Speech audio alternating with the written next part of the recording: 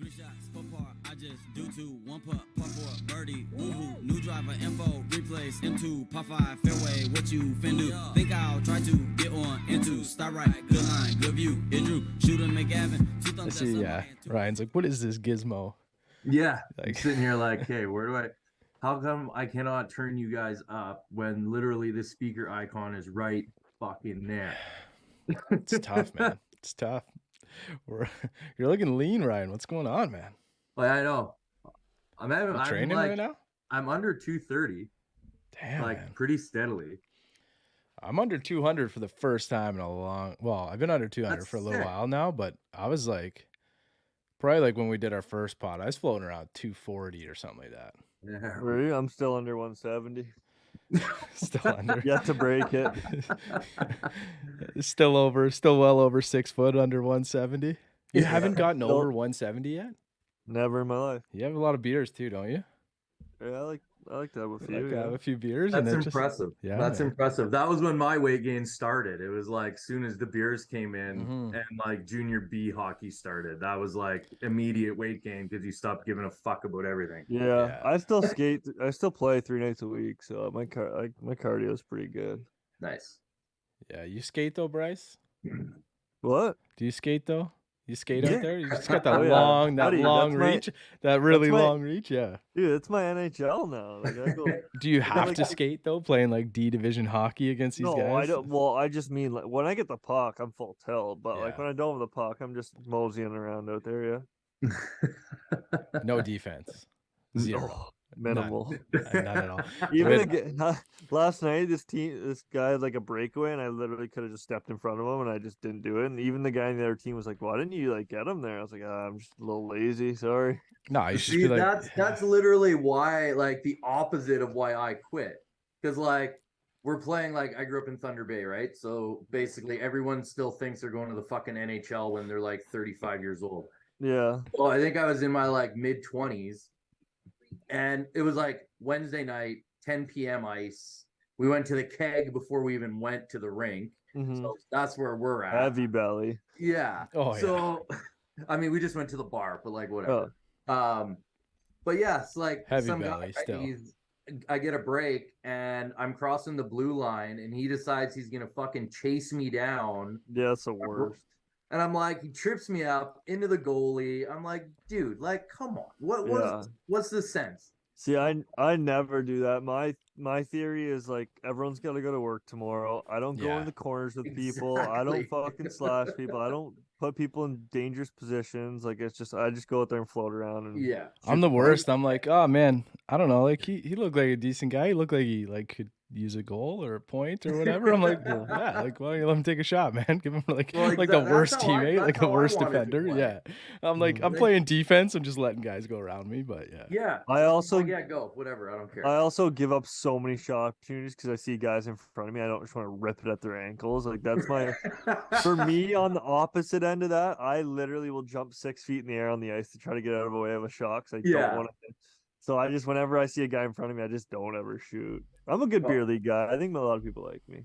Well, but you get like the sketchy side of it. Like I've gone out to ice with like guys that like they're trying super hard, but they might not have played in a few years. Totally. Sticks everywhere, skates everywhere. Like I took a stick literally right across here. Scary. Some guy like tried to go around me one way and then like do the old like flip around. And as it came like this, I took it right across the face. Yeah, that scares the shit out of me. Come on. I'm like, you probably get you get targeted out there, Bryce. Like you get guys that are probably pissed at you too. Sometimes, like come playoff time when it gets like real competitive, I do. But like, you only score like 4 on a playoff night. Like you tone it down a little bit. Yeah, I did the Michigan last year too, and the one guy didn't like it. But you're such a prick, man. Oh, I don't give a fuck what anyone thinks. I don't care. I'm just out there having fun. I don't care. Oh, man. Last game I played, I've said this before on the pod. I like somebody bumped into me like gingerly, and I dislocated my shoulder. I have bad shoulder, so like skating off the ice. My Jonathan, my physio guy, is on the other team.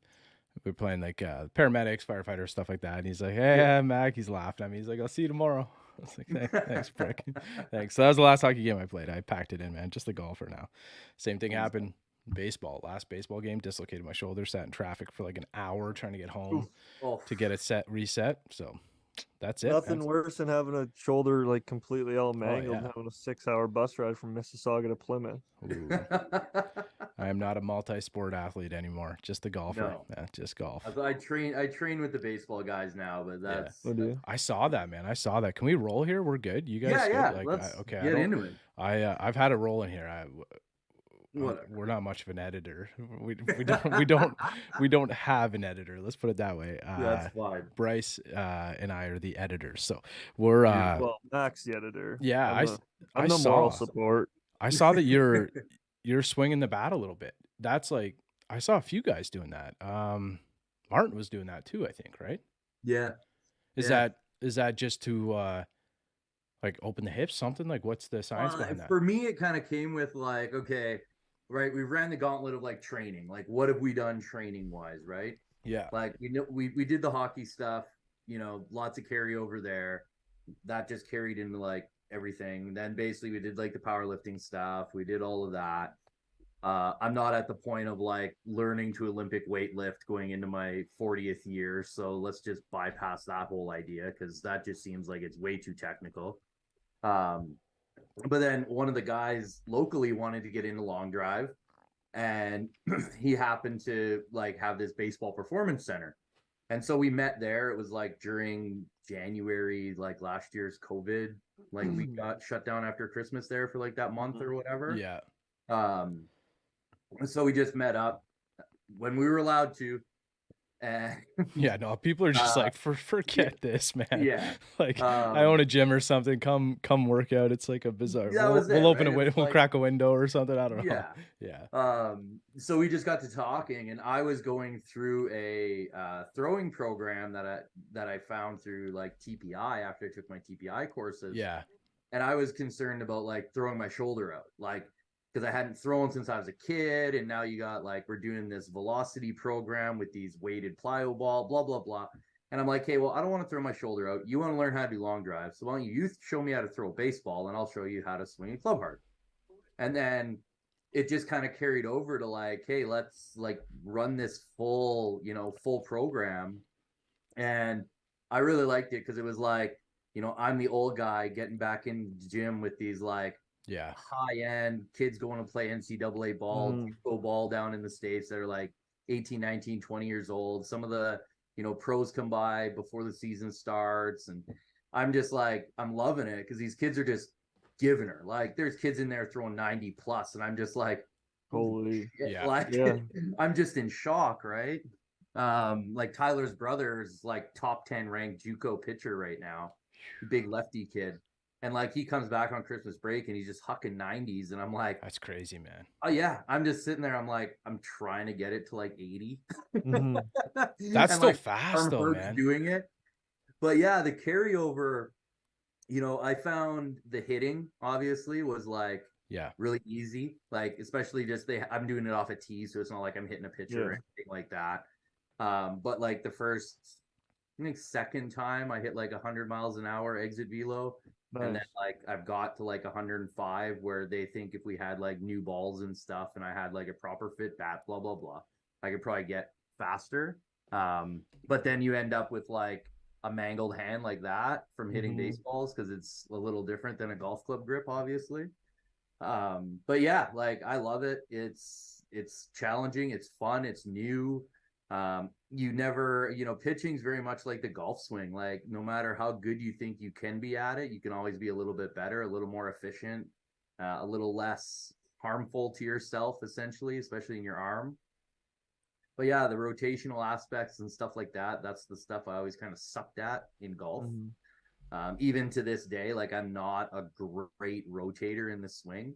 As far as like, if I go on like a swing catalyst or whatever, I'm not like a super elite rotator. I'm a super elite like vertical force guy and torque-ish guy, but like my rotation itself is like PGA top end essentially, which is kind of weird considering where I am in the sport of long drive. Right. So it's kind of cool because I'm, through all this, I'm learning, progressing, taking more away, learning more about it. And then like, guys are messaging, oh, what have you been doing? How's, how you got here? How'd you get here? How this, blah, blah, blah. And then like you saw like You know, Martin gave it a try. Yeah. My friend Josh gave it a try. I think even like Eddie Fernandez gave it a try for a I've bit. seen a few guys doing it. Like Yeah. definitely a few guys that it's popped up. So we're Like Justin James comes from a baseball background. Like he was a yeah. pitcher in Vancouver for the Giants or whatever when he was You, with the you Blue Jays. notice? Have you noticed any influence on your golf swing though? Because I've heard. I mean, this is obviously just what people say, but I know my cousins, both ball players growing up, and they said they wouldn't swing a golf club during baseball season because it would always throw them off a little bit. Well, that's yeah. Like I know with how like really good baseball players. That I guess that's where I differentiate a little bit with that. I swing a baseball bat as if it's golf, where Just parallel instead of. yeah, like I'm really extended, like my arms Mhm. really extended out. It's not like held across my chest like power hitters do in baseball essentially. Probably because my arms are really fast and my body doesn't rotate as quick. Baseball players are almost the opposite, where their arms are a little delayed and they rotate really fast, which is kind of what I'm trying to transition to do to help my rotational pattern. But yeah, with baseball players, I mean, I can see like an over the top motion coming from baseball into golf, which is probably why they don't do them at the same time generally. Because I mean, there's a lot of guys, my friend Sam, that started Long Drive last year and kind of he made the top 16 with us. He played for like 12 Riviere in Quebec and played University of Alabama. And he still swings it over the top, but he just hits it, swings so damn fast that he gets away with it. Yeah. So there's a definite correlation between the two. Oh, for Like sure. So 10 minutes in, we're in conversation with Ryan 10 Gregnol, minutes in, I got through one spot. All right, cool. 2020 Canadian long drive champ, currently number 12 in the world. Couple other stats I want to throw out there. I don't know if still one of three golfers, hitters, Five now? Five Yeah. to go 230 plus. Yeah. Okay, you know where I was going with Rumor that? has it soon to be 6, but Okay. we'll talk about that Hey, later. I'm Right. not.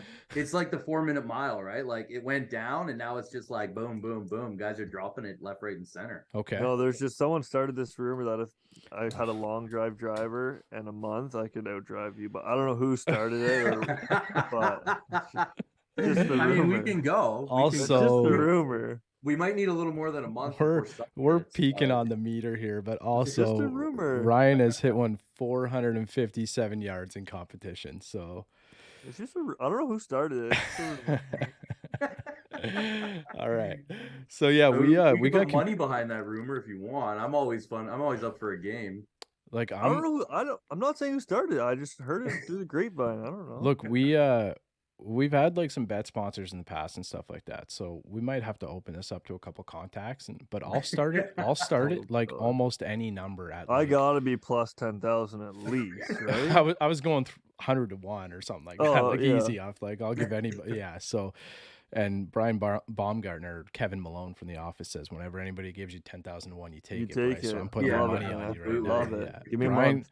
Brian Baumgartner can game too. He's got game. He's you know, big man, cooks a lot of chili. Kevin Malone from The Office for The Office fans there. But Sorry, you can got game. continue your intro. Episode 120, by the way. 120. Yeah, 120. So returning guest Ryan Gregnol, 2020 Canadian long drive champ, number 12 currently in the world, has hit it 450 yards, 57 yards in competition, and one of 5 now to go 230 plus. So you were number 2, yeah? 3.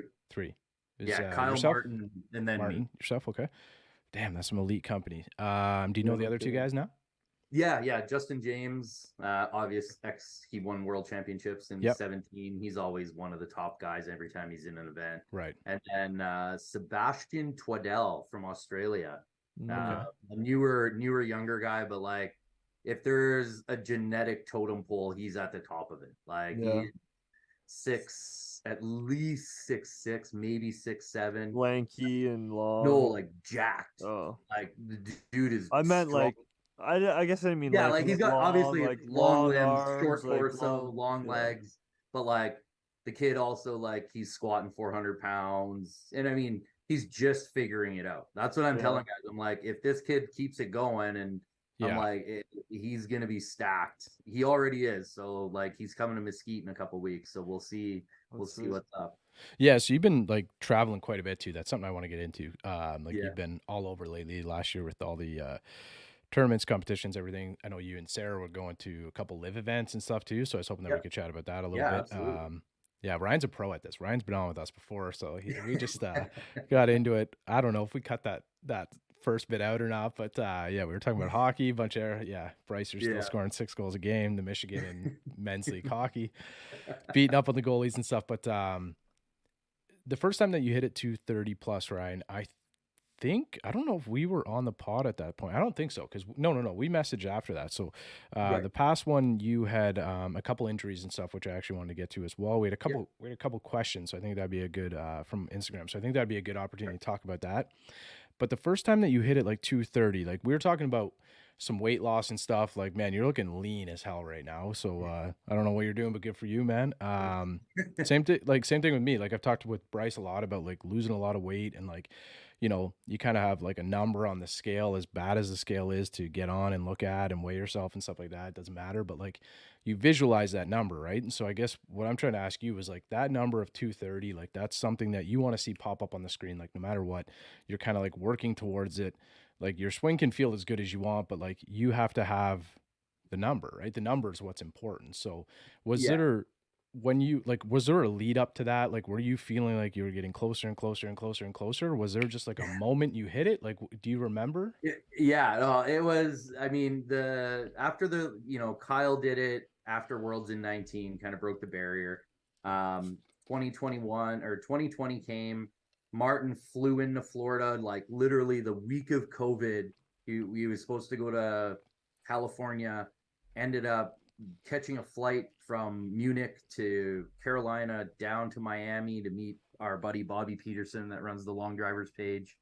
And then realized, hey, like we're shutting down, whatever. Goes to Bobby's, blows out the record, goes 231.9. And then essentially, I think Kyle in 21 December, Kyle usually goes like for like a ball speed peak in December, as he did again this year. But yeah, he went to like 233 something or whatever it may have Right. been. I mean, it's happening so often now, especially with Kyle, it's hard to keep track. So for me, it was kind of like, okay, like that's a goal. Like we got winter season here. Yeah. I can't really measure drives. I can't, indoor technology is great, but there's still a few flaws in it. On the distance recording and how hard we hit it with spin, whatever. Anyway, so February came or January came, the schedule was announced. We were still in shutdown. We didn't really know what was going to happen, like, with COVID testing and all that stuff. So it basically, I think we opened up in February.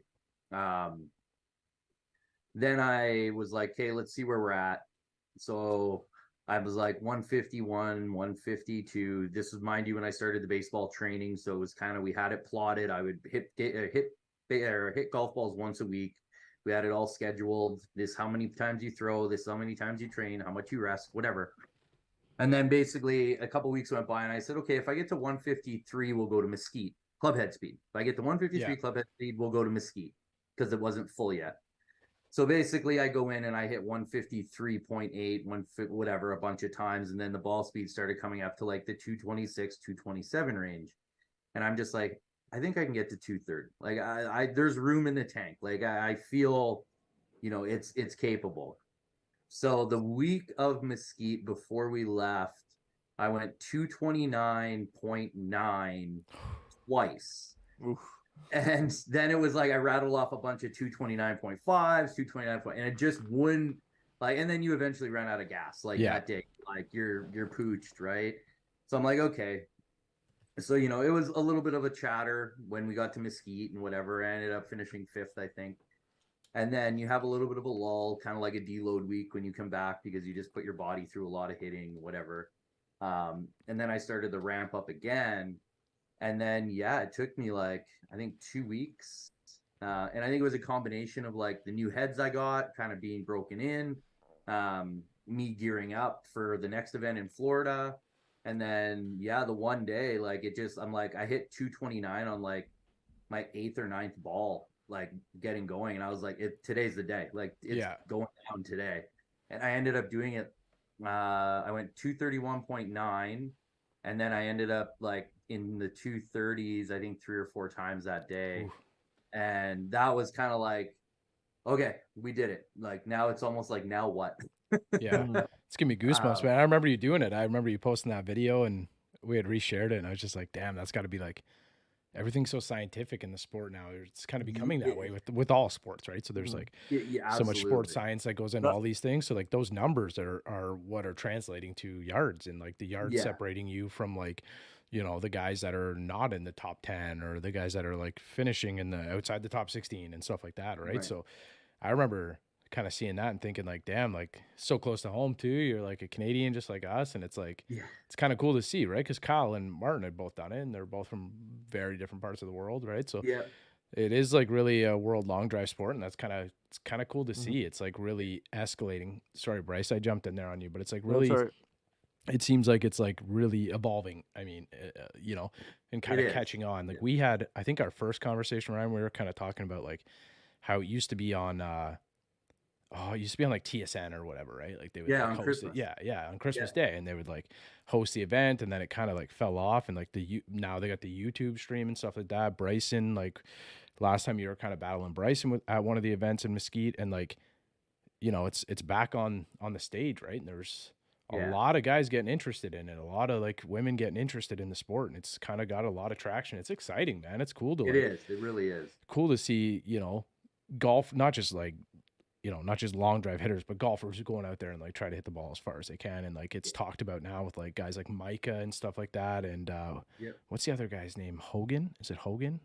Yeah, Hogan, Bryson's buddy. Like, Hogan. yeah. So like, you know, those are like pretty good golfers and stuff too, right? And they're talking about like how far those guys are hitting it. And there's a lot of content, like they're big content creators. So it's kind of getting out there. So there's a lot of like room in the space for growth. And I think that that's kind of exciting. It's a sport that Bryce and I like. I love it. I think it's cool, man. So it's like, yeah, but Bryce, did you want to jump in there? Because I want to take us down another path. So go ahead. Yeah, I just got a quick question. I mean, that was all with competition driver, correct? All getting those numbers. Yeah, my like long drive stuff. Yeah. I just for people who I'm sure most people know, people don't know the competition drivers are longer, right, and less loft usually. Yeah. So they're 48 inches. So USGA kind of max. I play like a 47.75, little less. And then yeah, my lofts vary from the Callaway heads come at 4 and 4.5 degrees, and then I have the tour sleeve that can bring them down 2 more and up 1. So depending on conditions, I mean, if we're neutral, I leave them around 4. If we're into a wind, I'll drop them down a little bit to 2.5, 3, 3.5, somewhere in there, depending on the head I'm hitting. And downwind, I'll throw them up to 5.5. And then just to tack onto that, would you ever use them playing around a golf, or are you always back to just a standard I have driver? for fun. Like I'll use them. I'll take it and I'll put it on like a playing length shaft. Yeah. Okay. Like, I'll take the like I have one it says 4 or it says 5 degrees, but it's actually like a 5.5. You know how you get those tour heads that are like off versus whatever. So mine's a 5.5. We put a little bit of hot melt in the toe, and then basically I can take it out on the course and I play it on like a 45-inch while I play golf. And I might turn it up to and like then is that 6.5. does it make that big of a difference having that extra inch or the extra inch and a half, or is it kind of can you smack a regular size shaft almost just as far?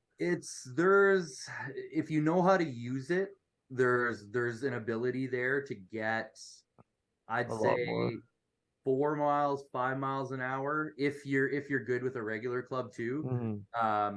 Like for instance, I've been playing in like this next tour golf thing on TrackMan, and I'll just take a 45-inch shaft and one of those 5-degree heads and play the round with that. And like mid-round, I think it was the last tournament, I went 149 club head speed and like 218 ball speed on the course. Wow. So and like in practice, I've got to like 220, 221 on the course, or on TrackMan with a play driver. So, you know, the shaft length gets me that 4, 5, 6 miles an hour potentially. But then this is where it gets, you know, like Max said, the scientific side of it, where the club head weights are a little different. Yeah. The swing weight and everything like that with the extra length. Like my long drivers are into the E swing weights, where when you put it down to 45-inch, it's, you know, in the Oh, high, wacky. Yeah. but it Yeah. feels a lot different. I almost have to add, like I put 2-gram plugs when I'm doing long drive, and then add put 5-gram plugs when I'm playing golf. Yeah, Mhm. you Like even out the swing weight a bit. because the shorter shaft would de-loft it as well with your swing. Well, it would make the swing weight less. The Right, loft but would like stay the same. your contact point would be like kind of different though, wouldn't it? Yeah, absolutely. be Like, totally, I don't yeah. hit as Like- up on it. Right, you'd be hitting like not down. Well, actually, we learned recently that except the most, well, I guess you're one of the most elite hitters in the world in your field, but unless you're one of the most elite hitters like on the PGA Tour, you're actually hitting down on the ball with your driver, which is A lot of people do, yeah. which is like even a lot of the guys on the PGA Tour and stuff. Like Yeah. that was something that kind of shocked both Brycer and I when we were talking with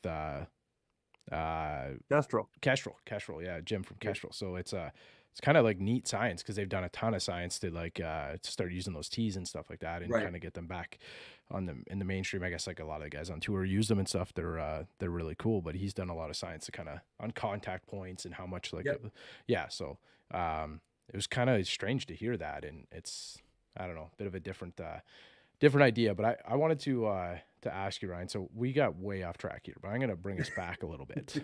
So wanted to ask you a little bit about content creation and stuff. So it's becoming, you know, massive. Like you went down recently to visit Martin, right? Well, yeah. Well, we inadvertently ended up with Martin. But Okay, yes. Not okay. inadvertently. We went to Germany for a family thing. Right. Messaged Martin a couple weeks before, asked if he was going to be home. He said, yeah, fly down to Munich from, we were in the north. Yeah. So, yeah. And then it was kind of on from there, essentially.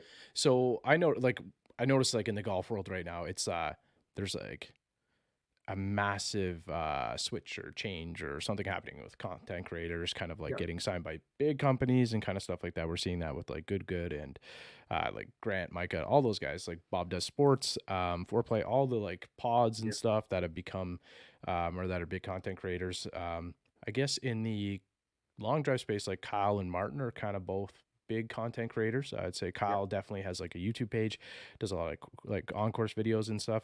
Is that something that as a group, like you guys up top, like you guys talk about that at all? Is that something that is discussed as kind of a way to, you know, kind of bring the sport more mainstream again? Like I had a phone call about it today, but that's, you know, the way we only have X amount of, like, this year we're lucky. We have 3 TV events, right? So that'll help push our needle. Yeah. But people aren't going to generally tune into YouTube unless they know exactly where to go to watch us. So with guys like Martin and Kyle kind of pushing the envelope for us on that content creation side, right? It's helping bring those eyeballs. Bryson obviously was a Bryson huge as part of well. that Yeah. as Sorry. well. I didn't mean to leave that out because that was kind of like a pinnacle for a lot of the events recently Yeah. was Bryson kind of like posting, throwing a link in there, sharing Yeah. that stuff and giving people like the opportunity to go over to the YouTube page and kind of watch it Yeah. live. Right. So, Because that's, yeah. So like we're seeing it, you know, like steadily increase. I mean, everyone's noticing, right? Everyone's Callaway threw their launch party and it was basically influencers. Yeah, right? exactly. Or social media people. The word influencer is kind of funny to me, but whatever, that's what it's called. But yeah, it's, you know, and we're seeing it. TaylorMade's doing the same thing. Like, I mean, they signed, I think, Micah, Mac, Boucher, you know, a lot of other, like, they're seeing a benefit of it just from their, you know, what they're putting out there, how many views, how many clicks, how many, you know, and, you know, I've been told that a lot of these deals involve, you know, people having to send, you know, analytics over every month to these companies and stuff like that, so they can view and see who's watching and blah, blah, blah. And, you know, check where these views are coming from, what countries they're coming, all this stuff. Yeah. So they're, you know, they have people, you know, watching this to make sure, you know, that they're getting what they kind of put into it, essentially. Yeah. Whereas before it was like, okay, you're on TV, we're going to give you X amount of dollars. I hope it works out. So I think the companies are getting a little smarter with it. And along with that, you know, their dollars are going further because you're seeing these, you know, groups like Good get millions of views and obviously they can influence, some kind of behavior into the, space of golf sales. Well, and like, yeah, we had Mikey on a few weeks ago, and he was telling us, Mike from TXG, he's Yep.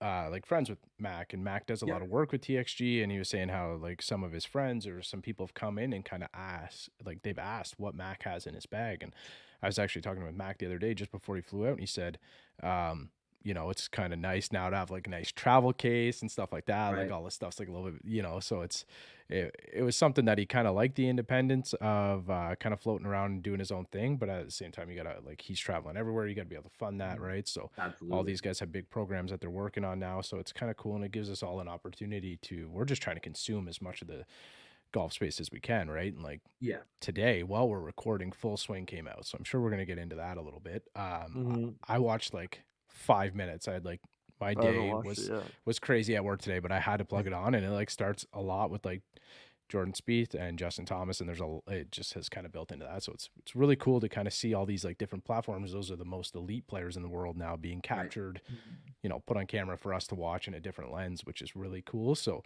I Well, hope that, that's something that's coming with Long Drive. I hope. Well, it's also crazy too, just to get back to the influencers point of it, is I don't know who we were talking to a few weeks ago, Mac, but we were saying that an influencer golf tournament might get more eyeballs than a PGA Tour event that's not a major. Yeah. Yeah, we had a guy named I Nate forget. Edwardson on. Yeah, Oh, and that's he who it had was. Yeah, so he does like golf. Well, he has his thing, and his shtick, as he called it, was YouTube, and he is like a YouTuber, and he has like a golf page, a fitness page, does CrossFit, a couple other things, but he's been covering a lot and like breaking it down and giving like real-time information. Like something will come out, he'll post a video, and people just love it, and they love to consume that. They get all the Right. details really quickly, and they get to learn what's happening kind of in the golf space. And he said that he's done well with it. It's given him a lot of feedback, and it's something that, yeah, it might be like you were saying that World Long Drive is going to be on TV. So I just grabbed it here. GF Sports and Entertainment has acquired World Long Drive, and the tour has secured TV time contracts with Golf Channel through the NBC Sports. So you said that we're going to be able to watch 3 events on TV, right? Yeah. Yeah. So that's kind of what I wouldn't say we were debating, but we were having a conversation based on like, is YouTube like the platform for that now, where people are Right. consuming a lot of it? And I know that like I've logged on to it's a PLD stream, right? PLDA, yeah. Yeah, PLDA. And now so they sold to World Long Drive, so Yeah. everything's just World Long Drive again. gone on a couple times. There's like 40K viewers on there and stuff, which is great to see, man. It means that like Yeah. a lot of people are tuning in, watching that, and then you can go back. And I've gone back and kind of, scroll through, and I can find like where your event or your set is, and then I can kind of watch it through and skip through, and then kind of go through the event that way, which is how people like to kind of consume a lot of the Yep. stuff now if they don't have a ton of time. So it's kind of cool. It's fascinating. It's just kind of curious to see, because I know I haven't seen Kyle posting like as many course vlogs or anything lately, Right. but obviously maybe focusing more on Long Drive, with it becoming more of a prominent game. Or I know he was looking at like pursuing pro golf, and it's cool because you see him like he makes an eagle on like a 650-yard par 5, and but he's honest, he like knows that he's got to work on a short game, his putting and stuff like that, Yeah. right? So but Long Drive is it's kind of feels like it's like booming again. Are you getting that sense, like being in the sport, being at the top of the sport? That's like, there's a lot of talk. There's a lot of a lot of things being brought up. There's a lot of inter things being told and talked to amongst each other. Yeah. The thing that I think is kind of like the one part about Long Drive that it kind of there's that social media aspect with YouTube, right, which is great.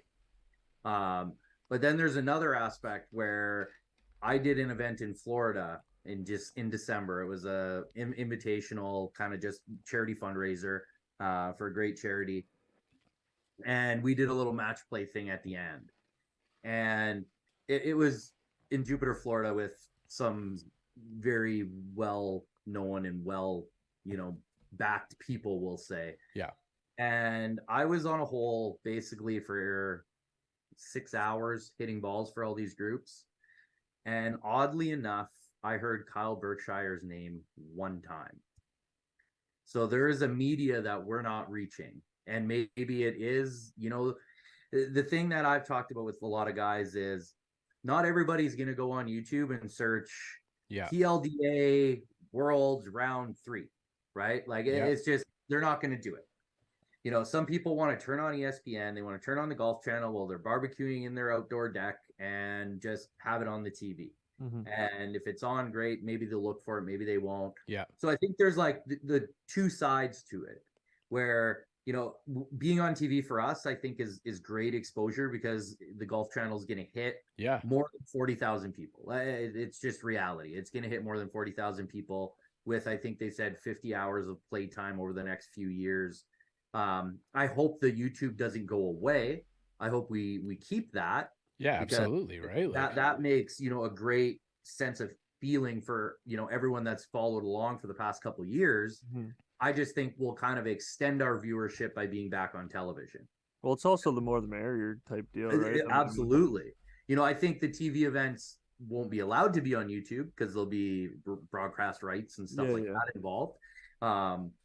But, you know, leading up to and stuff like that, like, I really hope that we keep that platform as part of our daily, you know, because it's great for me. I don't have to update anybody, you know, during text or anything during the day. I can just put my phone, like during the events, I literally don't look at my phone. Like, if you're getting an update, it's probably Sarah doing it off of her account, you know, while I'm kind of in my zone doing the stuff I need to do, where I know it's on YouTube. So the people that are watching, they already know what's going on.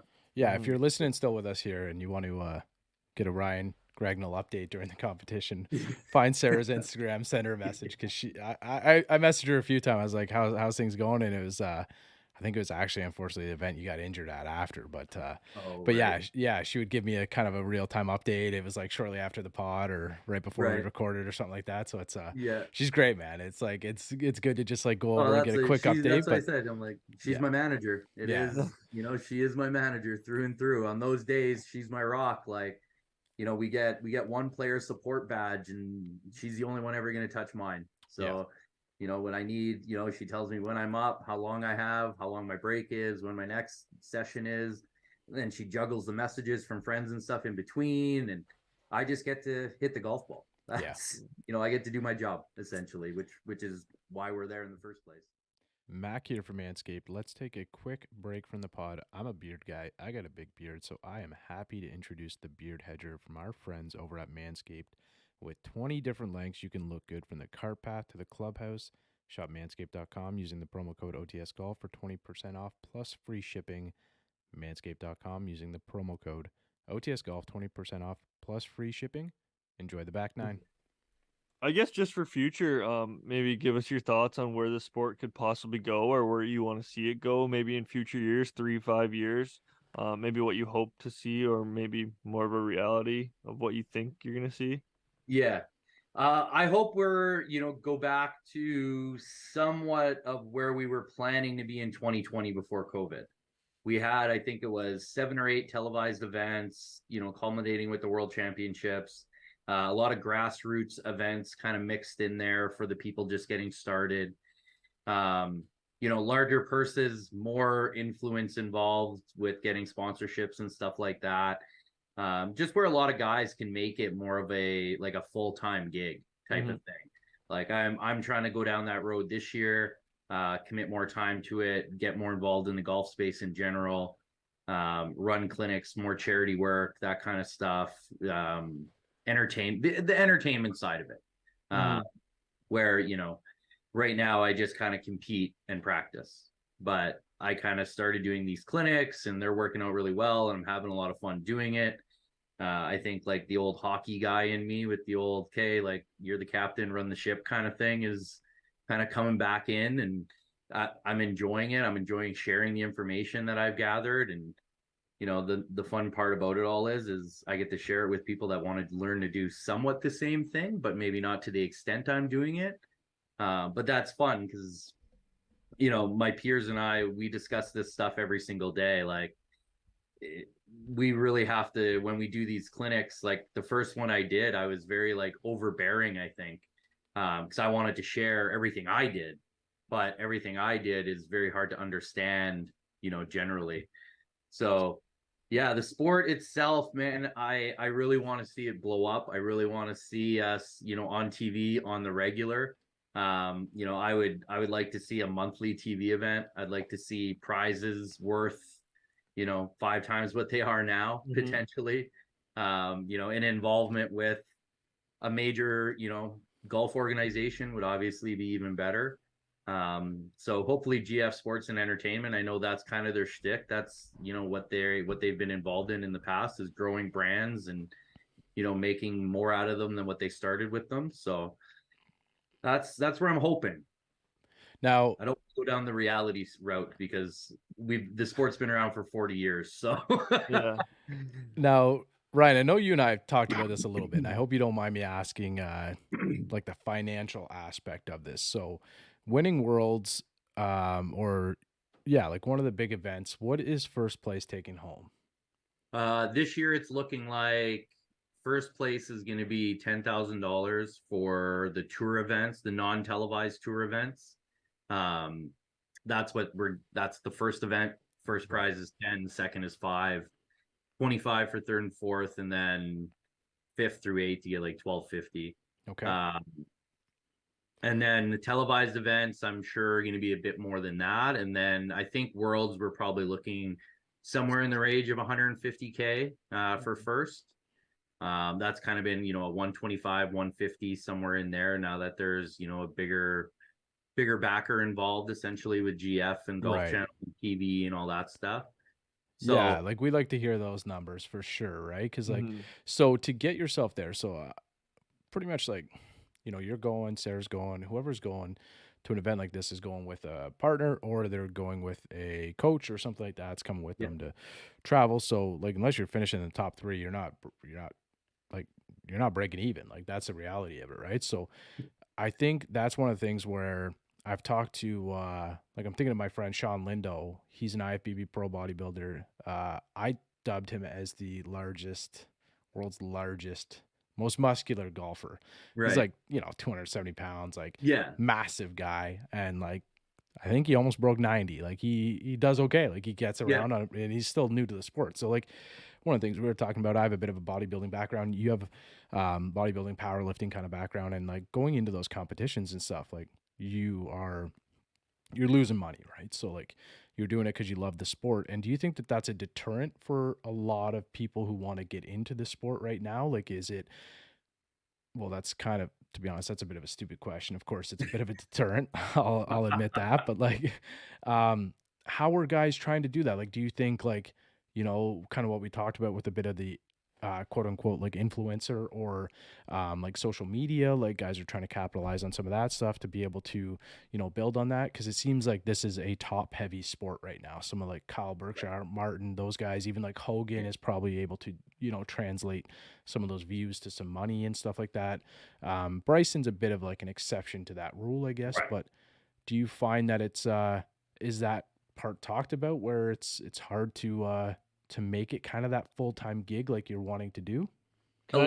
Like, Can I try to quickly answer this just with my sure. I think guys, I mean, I have it sometimes too, and I mean, I can't hit the ball that far, obviously, but I can hit it pretty far. Like, I feel like guys just want to show off the fact that they can pound a golf ball. I mean, I think that's what gets people into it and gets fans into it is people just love watching guys smash the golf ball 500 yards. It's just like Yeah. such a like Yeah. as a long drive guy, I'm sure you've had moments where you're just like, oh, I love people getting fired up over me just smashing a golf ball. Yeah. Yeah, I think there's so like Bryce, the grassroots level of it, like the guys starting out, that's where their heads are at. Like Hmm. that's the they go to the first one or they go to a simulator or whatever it may be, and being that competitive, it's not overly expensive at that point, right? A lot of these guys travel like locally within their area to go to these events. Then they qualify for the next, it's a 3-step process. There's like a local qualifier, a regional qualifier, and then world championships is essentially the ladder.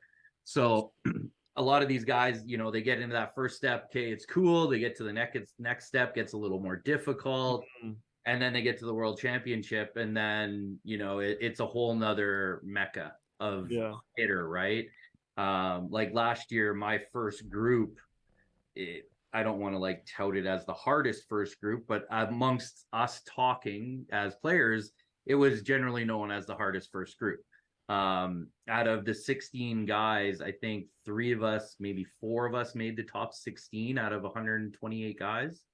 So that's, we're talking there's 4 spots. They're only taking 8. 4 of them are gone, right? So now you got guys battling for the last 4. And I think 2 of those were pretty much already solidified as well. So once you get into that side of it, it's an experience. And I think a lot of guys enjoy, like I know I did my first year in having that experience. But then you got to, things come into real reality really quick for some and not so much for others.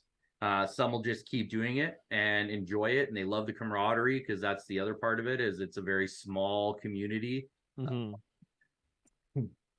As much as you think there's tons of guys involved, there's really not. Like when it gets to like tour events, there's 48 of us generally, and if you follow along, it's this essentially similar core at the end of the day at most events. Right. A couple surprises here and there, but those surprises are what keeps those guys coming back. So that's, there's a part of it where you have to love it. You have to see a future in it. You have to be willing to make a couple sacrifices along the way if you want to go kind of like all in. One of those being a financial commitment, obviously. But yeah, a lot of the subsidy for this is coming from, like you said, Mac, like guys are doing well on social media. A lot of guys are doing a lot of charity events on the side, like in their downtime, like paid charity events essentially, where there's fundraising involved plus an entertainment fee and stuff like that. So, guys are doing really well on that side. It's, but then that it's give and take, right? You give a day of that away, there goes away of training, right? And people can say, oh, but you're practicing. You're not practicing during a charity event. Like you're having fun, you're entertaining, you're out there for the day. Like we were in Florida, it was December, 82 degrees, perfect weather, right? But if it was like Florida, July, and it was 100 and humid as hell, I'm gonna try and make it as fun as I can, but that's a hot day. Yeah. That's a couple days of recovery from that day, just in like fluid alone, probably. Yeah, like don't ask me questions, or I'm gonna turn around and fire one of these balls back at you. Or That's, something like that. It's 104 and by the end of the degrees. day, you're like, that event I did specifically, like we did that, and then we went and did like a match play right after. So you're done hitting on the hole, and then you're like squaring off against all the other guys that were there. There was 8 of us total, and we did like a 8, 1 or 2 against 2, or sorry, 1 against 1 all the way down to the last 2. And like you're just trying to keep it together to put on a show for the crowd, because that's why they're there. They want to see you hit bombs. They want to see you, like, they don't want you just puffing them out there, right? They want you, like you said, Bryce, like they want to watch that, shot, right? Yeah. So yeah, that's the entertainment side of it, I think, is the big sell. That's, helping, and seeing it in person is much different than watching it on YouTube. I had the shot tracer this year, which was great.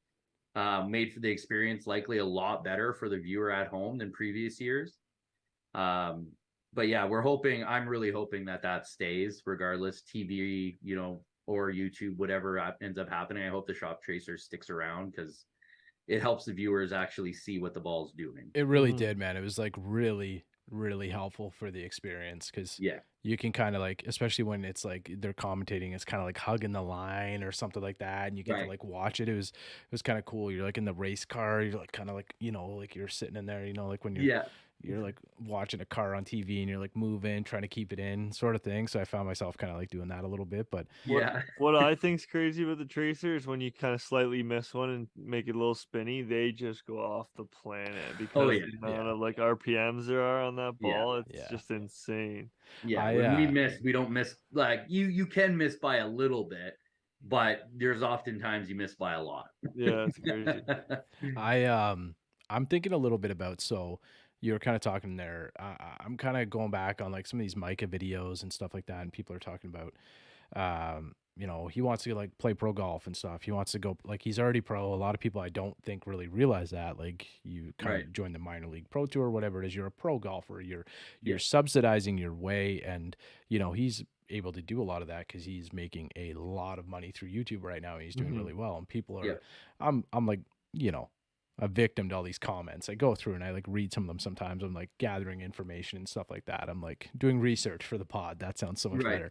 But it's like, you know, oh, Micah could like Trotty said this, and Micah could be, you know, on tour if he'd put more time into his game and stuff. But like the reality is like, and sorry to any of our listeners who are like Micah fans, it's like probably not, right? Like it's probably not going to equate to that level because there's going to be something. It's going to be financial burnout, or it's going to be like just the skill level to get, like, we've had some very, very, very good golfers on this pod that are a lot better golfers than like Micah at this point, and they're like grinding it out to get to like, you know, second stage of Corn Ferry Tour and that kind of stuff, Yeah. right? It's not easy, man. There is No. Bryce and I must have had this conversation with 50 different men or women by now. So it's hard, man. So like when I see people with that social media route and stuff like that, I feel like that's a great opportunity to help grow the sport of golf, or Yeah. for younger generations, or the sport of long drive. So hopefully there's like somebody that might come up and kind of grip, you know, the long drive world, kind of like Garrett has done for good and stuff like that, right? Right. And maybe like, you know, I think of that guy like Hogan and stuff like that, right? Like good looking kid, like big, strong, muscular, go out there and smack 400-yard plus drives. People might get more interested in the sport. So it can't hurt to have that, right? So No. hopefully absolutely. that's something that'll help like get more eyes on the sport. And like you said, you want it on the golf channel, and why not on YouTube as well? Why not try and grow it that way? But it's really Yeah. hard to round off my point. It's really hard to focus on a sport like long drive when even if you win, you're only making $6,000 by the time all your expenses and stuff are covered for Yeah. yourself and your coach and all of that kind of stuff, right? Yeah. So like to see the idea of those purses getting higher, and with that comes like a gradual interest, and you know, hopefully it kind of gets to that point where it's a bit more lucrative for you guys, right? So one of the things I was thinking as we were going back, I was watching one of your sets last year, and did you have the second longest set of all time? Technically, yes. Okay. Okay. Can you break Yeah. that down for us?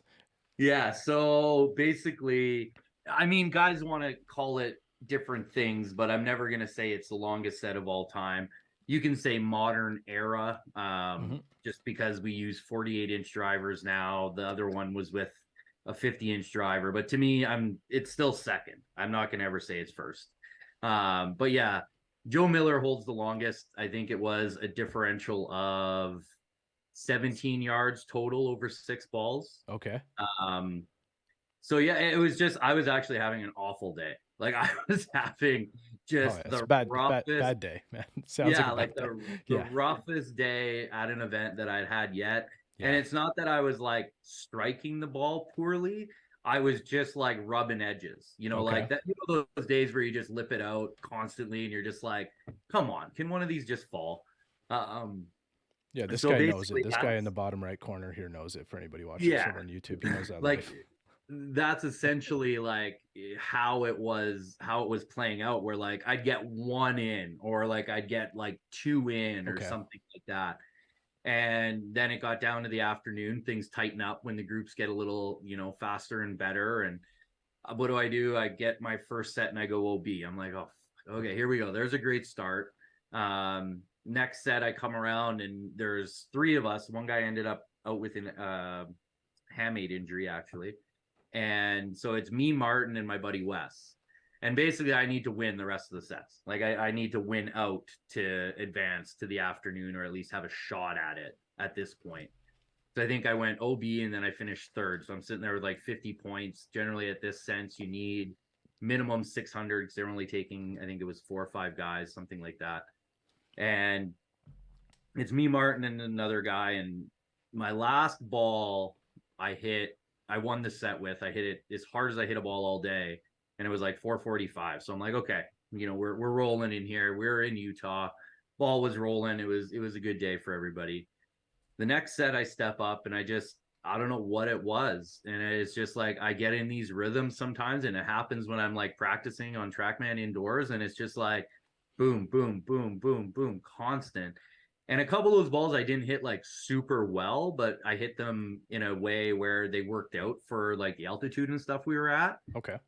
So yeah, I think it was like 40 something, 430 something, 20 something, 20 something, 30, 20 something, 20 something, or whatever. I can't remember the exact numbers, but I was just sitting there like, okay, that was a good set. Like Yeah. you're so focused on it that you don't even like realize what you had just possibly done until like I got to the next set and then I hit like my next 2 balls in. So I'm sitting there, I'm like hit my last like 9 balls in a row in play after like I couldn't even find the grid in the morning. I think I hit literally 3 out of 30 balls in play all morning. It was just the ones that I hit were long enough to advance me. Um, so yeah, it was just, This you is find that this is groove. the long drive equivalent of an emergency 9 right here. You like Like, birdie the 18th hole and you're like, all right, we're going back out for 9 or something. It's like, yeah. and it was just running them off. And I mean, eventually I didn't hit a good ball in like our elimination set and was eliminated. But yeah, like it kind of came, I didn't even know I had done anything until like I was done and I went and talked to the announcers and they kind of wanted to chat for a minute. And no one really knew how close, like they thought I might have done it and we weren't really sure. Yeah. And like, because the other one was set, I don't know, I think it was like 2010, 11 or 12, something like that. Like it was a long time ago. Um, and no one could remember the exact yardages. So we got home. I had a chat with, my buddy and Joe, the guy who actually holds the record, and we added it all up. And I fell short, and I bowed to him and being like, "It's still yours. Way to go. You're still the guy. You also have 2 world championships, so I'm not going to be too upset about this." But yeah, it was pretty cool. I mean, it's not like the braggiest thing in long drive, which sounds weird because you're like, oh, I hit 6 balls well over 400 yards in a row. But like, none of them were the longest ball of the day. None of them were like, the best ball I've ever hit in my life or anything like that. It was just one of those, you had a good, consistent 2 minutes and 30 seconds, basically. What is that thing like? When you're out there, are you hunting for the longest ball of, like, obviously you want to win the event, right? Yeah. But like if you want to brag about something, is it being the guy who hit the furthest ball of the day? Is that the thing? Uh, event, no, it's the guy who wins. That's Okay. at the end of it all, it's the guy who wins. I guess, yeah. The other stuff's kind of cool, but we had with the PLDA, it was good because they did side prizes. So like longest ball of the day in your group got extra money. Oh, I like that. Yeah, that's cool. Longest set got extra money, and then most balls in the grid got like we call them bonuses. Right. So instilling you got a bonus was always a good thing, right? Like that was an extra, I think for tour events it was like $300. So covers your car rental or something that you had covered previously. So yeah, like there's little things like that, but obviously like winning the event that's why you're there. Yeah. Right. Like you can brag about all you want, but unless you kind of do it and win the event, then like I think actually in that event, Reed, the guy that my buddy Reed, the one that won, Reed Russell, he did hit the longest ball and won the event. So it was kind of like a 2-banger for him. Yeah. That's sweet, man. Like it's just one of those things, like you'd be thinking about I don't know, like obviously you want to win, but like what else is like I don't know, like Bryce making the Michigan here and like beer league and stuff like that, right? Bryce, can we jump into a couple IG questions? We're taking up a ton of Ryan's time. We good? Yeah, go ahead. Okay. Wanted to grab a couple here. Maybe we'll just grab one for now. Clan Dancy. So, thanks, Dan, for the question. How do you avoid injuries when swinging that hard? So I know, Ryan, we've talked about you having a pretty shitty, pretty gruesome injury during a set. So maybe we could talk a little bit about, like, for anybody who doesn't know what happened or anybody who doesn't listen to one of the past pods, maybe what happened in that one, kind of how you've, I guess, repaired it and worked on making sure that doesn't happen again. Yeah. So I tore my adductor longus basically right off the insertion point. So avoiding injuries and just having them happen. I mean, that one I could have avoided. It kind of like groin pull, like similar to like a hockey groin pull beginning of the season. But then it was Monday of the World Championships. I'm not about to quit You know, the old hockey, and my dad stuffed Right. this in me when I was a kid. Mhm. It's a long way from the heart, keep going type of thing. Um, you know, it's a long way from the heart, get back out there. Are you hurt or are you injured? Mhm. um, so yeah, I kept going, and obviously the end result was it tearing off on the tee box beside Bryson. That was very painful. The next 8 weeks were very, crucial in the recovery and the healing. And I have a great physio. I haven't had to see him much because he put me together so well that I don't even really have to go see him that often. Um, but yeah, it was a good 8 weeks. A lot of strengthening work.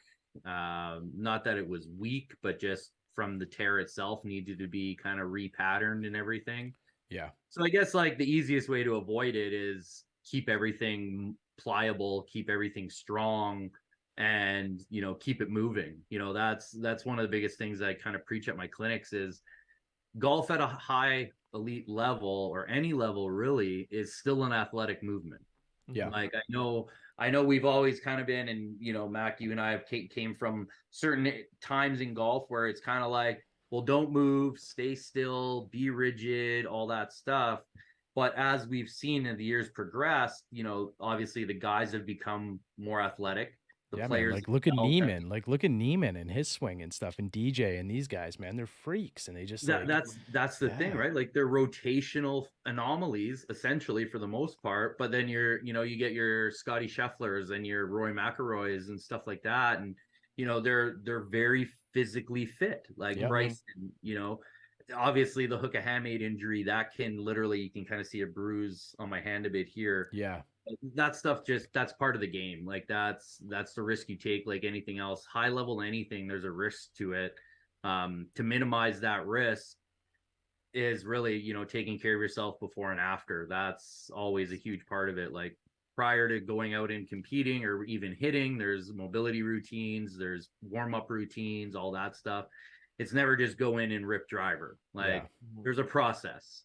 And like even, like I work with a mental coach essentially, and it's even on my drive to Burlington to go practice, like the preparation for that starts before I even get in the car, right? And then like my car has a massage seat, so I turn that on like halfway there, and I turn the heated seat back on halfway there to warm my back up because it's been sitting, and then I stretch my hips and kind of go through the motions as I walk in through the door, put the headphones in, and kind of get things rolling on my regular routine. But and then after, there's a whole nother recovery aspect after too, right? Like cold baths, Wim Hof breathing, ice baths, at certain points. There's all these things that, at the end of the day, we're treating ourselves and our bodies like professional athletes, Mhm. and we're not leaving a stone unturned that that's very simple, right? Like breathing, meditation, ice baths, cold baths, hot baths, all that stuff. It's anyone can do it. It's just choosing to do it or not, yeah, right? It's no different than stretching. We yeah. can all stretch. It's not really a difficult, like it might hurt a little, but it probably hurts because you need to do it. Well, and that's Mhm. like, I listen to a lot of podcasts and stuff, and I listen to the Drive with Dr. Peter Attia, and like one of the things they were talking about on one of their latest episodes was like a bone density, um, like a bone mineral density test. So it's like focusing on like your lumbar spine and your hips and all of the stuff that kind of like would work in a golf swing. So when I'm gathering the information, I'm thinking about a golf swing. I'm kind of talking about, and they have like your Z score, which is like your age and sex matched by like, so in your case, you were saying like you're in your late 30s, early 40s or whatever, and then the T score is like comparative to like an athlete at the age of 30, right? So Right. you kind of think about all these things, and like, Bryce is a lot younger than we are, and he's going to get away with these things a lot more. Like you said, Yeah. this young guy kind of coming up from Australia is going to get away with a lot of these things. Kyle as well, and maybe that's why, Yeah. Kyle can handle a lot more of that. But as you get older, you get some of these injuries. Like, do you obviously you kind of change your training to, Yep. kind of adjust and be a lot more focused? Like I think of it from like the bodybuilding perspective, and me or you with the power training, it's like, or powerlifting, it's like, or even like a marathon runner, they're not running a marathon leading up to the marathon. They're running like Exactly. Mhm. on the weekend they'll do like 10K, 15K, maybe 20K or something like that. And then they prep themselves for that. And then they go out and kind of do the show or whatever it is, or same with us. Right. Like you're not going for your PR while you're training, you're going for a PR when you're in competition. Right. So,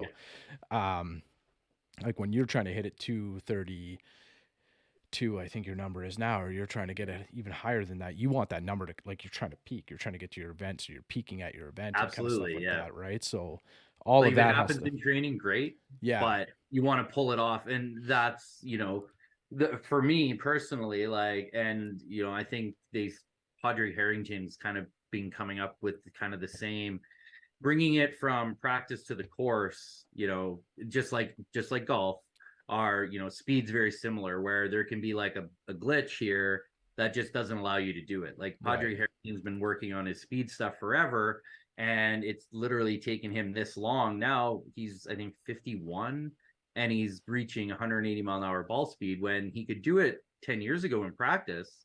He just couldn't bring it onto the golf course in the same way.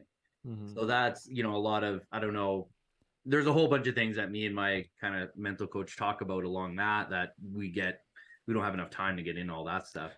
But it's very There's always more podcasts, man. There's always more podcasts. Maybe a little sub podcast on some of the mental game. I like that, man. But that's, it's a huge part of it, right? It's no different than going to the first tee and making sure you got to, whatever you got to do, or making that last putt to win a match or whatever, right? A lot of it, when I'm down to one ball left and I haven't hit anything in play, what do I need to kind of be doing to make sure that ball gets in the grid and still be relevant? Like, I'm not bunting it out there 300 yards because that's essentially useless. But how do I perform at that high level at all times? And that's, the mental aspect of it. And yeah, you get pretty deep into some things when you go down that road. I can say that for sure. Yeah, it would be something that definitely I feel when you get to, like, you guys are all kind of getting into that high 150 range and kind of stuff like that. Like, now everybody's, well, not everybody, but guys are starting to hit 230. So all these things, you guys are often, hitting in the same conditions, the same wind and stuff like that. We talked in the past podcast about how that stuff does change and can get pretty nasty, but some of the difference, just like Tiger, winning so many events, is like having that mental control over like some of the other players, or having that mental control over himself, really, I guess, right? Absolutely. And being able to kind of separate himself on some kind of level, because there's a lot of players out there that are almost as good as, I'm not going to say it's as good as Tiger. It's just this is a terrible analogy, and this is the wrong sport to use that in, because Tiger Woods has dominated this sport for so long. But like, there's a lot of players out there with the same type of skill, same level, and not much separates them, and the mental game does do that, right? But well, I mean, you can look at it as, like we said, like with those guys trying to break out on tour, right? Like, I don't know if you guys follow like the Monday Q info page, but like, you're looking through the Monday qualifying, and like, you need to shoot a 64. Like, it's, and it's like, what's separating, the guy at 64 from the guy at 66? Well, it's not his chipping, it's not his driving. It's literally between his ears for the most part. Like, and that's what that stuff comes down to. And then when you add it all up at the end of the year, like, it could be the difference of a couple $1,000,000, couple $100,000, tens of thousands of dollars. Totally, for sure. Well, and Brycer's good buddy Zach Vimnitz, plays on PGA Tour LA, was kind of said it the best. He was like, yeah, like, these guys are like you got to be cutthroat. Like, you're going out there and you're not like, you're not thinking about trying to break par. Like, you're thinking about going like 9 deep. Like, you're thinking about like taking risks. You're thinking, or else you're not playing. You're not playing on Thursday, like, right? Going out and shooting a 68 is useless. Cool, but like, you're just giving money to the guy who's going out there and like firing at the pin on every single hole, right? You gotta be aggressive. But sorry, Bryce, jump in there. No, I'm good. I think we covered a wide range of topics there. Yeah, man, I think it was a great episode. This one was cool. It was I don't know, Ryan, we get talking, man. We always kind of like rip through it pretty quick, but I like the idea of, one of the things I've been listening to a lot of podcasts and stuff like that, and like, I listen to a lot of different, like, Joe Rogan stuff like that, and like Dr. Peter Attia. If anybody's like listening to the ones with like the mental game or interested in like the body, that's a great podcast called The Drive. And I think it would be cool to have like a conversation about like the mental aspect of golf. We might have to circle back on this one. So yeah, But and then You one two just connect because you're good buddies with the barbell. I'm petrified of that thing.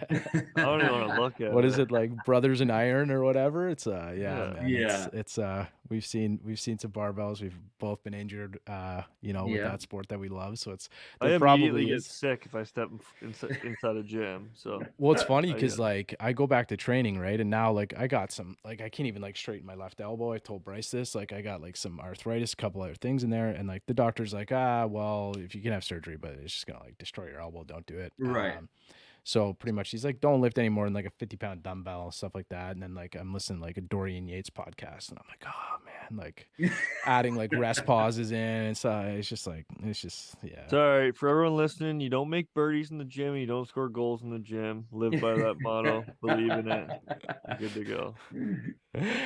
Oh man, that's so good. I That's so mean, And that's good. why I'm I sitting. can- And that's I why I'm can sitting put- right here today. I can go with Brycer on some of that because I don't do a lot of that stuff anymore. Like a lot of it's, med ball throwing and like Yeah. plyometric, kind of like the stuff you do at Motion Dreamland back stuff, in the kind day. of Like movement. hopping, skipping, bounding, Yeah. Yeah. explosive type stuff. Skater jumps are actually huge, like Mhm. especially because I'm not Well, playing hockey. Well, Um, especially towards like the end of my career, like working out Right. for sports has changed so much over Oh, the last yeah. 10 years. Like people used to just throw weights around, and now guys are doing a lot of mobility, a lot of Right. like kind of low key strength stuff, not so much just ripping a barbell up and down. Yeah, they're keeping all the little things intact so the big Mhm. things don't break. Exactly. That's really what it comes down to. Yeah, I'm not just a meathead. I'm doing yoga twice a week now too, which is There you go. like amazing. If you haven't, like, I'm hoping that it's gonna help with the golf swing this year. better, Yoga's but hard, man. it's the Yoga. man, some of the I don't hardest like have I've ever done. legitimate yoga is Yeah. hard. Yeah, I'm like trying to do these hot yoga classes and stuff like that. It's like it's hard, man. It's hard. Mhm. It's like I would Yeah. encourage anybody who's like looking at like I remember just for instance like sitting on my ass, kind of like leaning down, trying to like grab my shins or whatever. Now I can like lean down, put my hands under my feet. I've only been Right. doing it a couple months. Like hopefully it translates to the golf swing. I don't know. Yeah. Rotation's always been a tough part of mine, so tough part of Right. my swing. So I hope it'll help, and it can't hurt, right? It can't hurt to be more flexible. No, it can't hurt. That's the yeah. thing. It can't hurt. Yeah, It's so- just gonna make you more pliable, which is gonna hurt you less.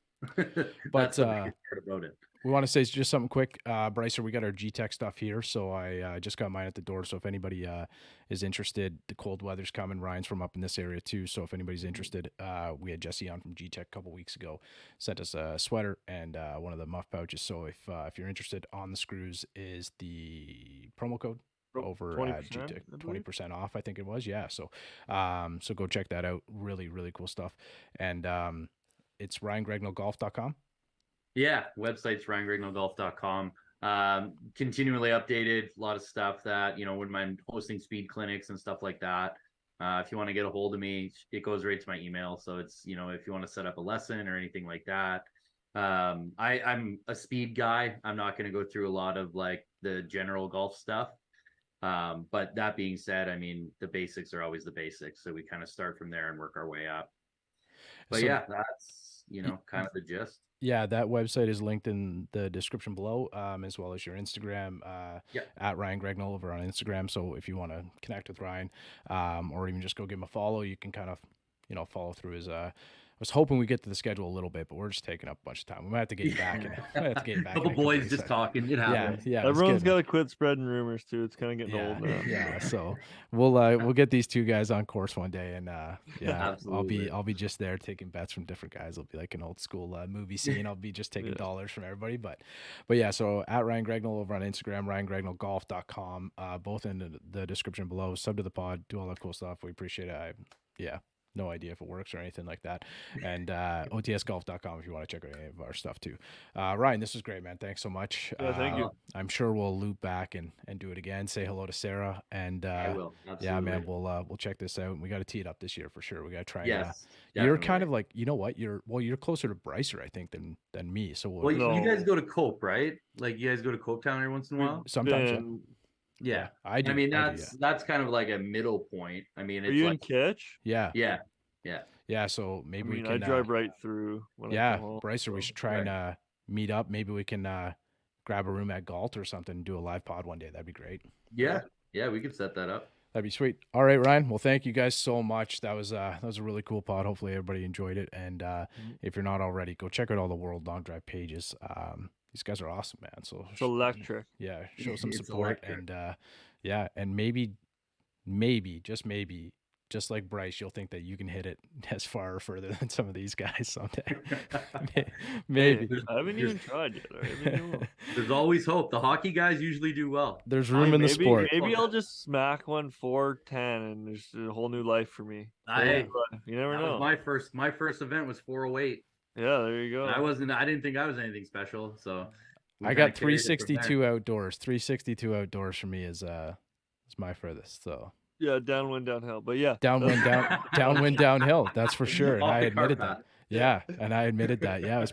Hey, almost got a hole in one. Oh, okay, anyway. Yeah. All right. Yeah, we'll see everybody next week, episode 120. This was great. Thanks so much, All Ryan. right, thanks, boys. Take care.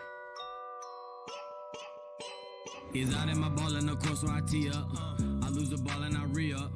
I miss a fairway, I probably end up in the ocean or maybe the beach. And I'm on a par 5 and I'm finna go reach it. Second was blind, I ain't see it. Feel like it might be an albatross. Worst case scenario.